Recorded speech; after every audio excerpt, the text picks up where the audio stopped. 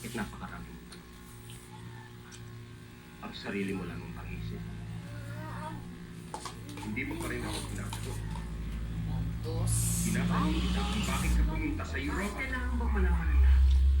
Ano bang kailangan mo sa akin? Bakit mo ba ako pinipilit na panindigan at ipagtanggol ang aking buhay at lahat ng aking paniniwala? Gusto mo ba akong palitan bilang tagapagtanggol mo? Panahon pa. Bakit mo ginagawa? Dahil ba sa bayan? O dahil talagang interesado ka sa kaso? Teka, O dahil lang naiinip ka na at wala ka na magawa sa napakalayo at napakainit na ang bayan? Babalik na lang ako sa ibang araw. Hindi na mainit. Okay. Maria! Javier!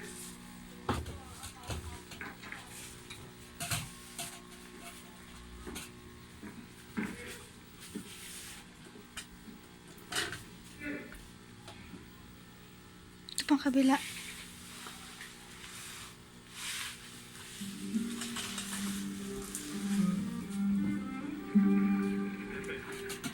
Narito ang pasaporte.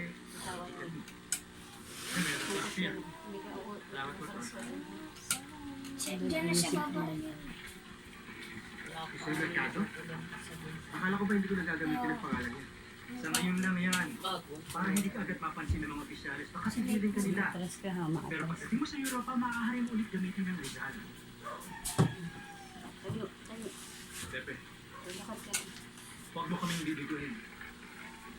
Marami kaming umaasa sa mga magagawa mo. Sobra ng pagkakinaakila. Ano yan? Sinunod. Hello.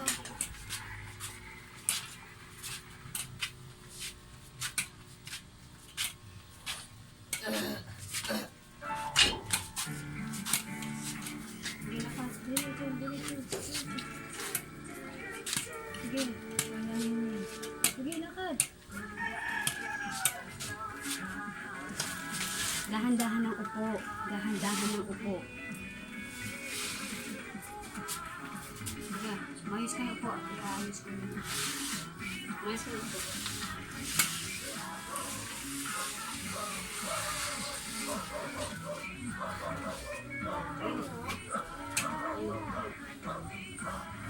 Laban na. Ikaw pa rin ang hinahanap ko. Alam ko, you are still the one. Ay. Buti na lang mas affordable lang. Ay. Bilisan mo. Bilisan mo. Bilisan mo. Dili. Hindi na pinabaya pag oh. Sabi ko dahan-dahan umupo eh. Isa pa.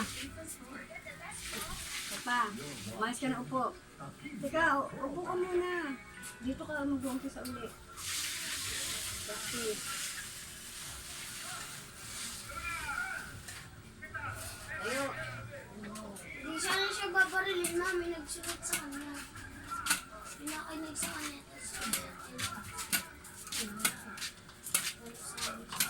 Lakad, dire-diretso, hanggang sa dulo. Pilitin mo hanggang dulo.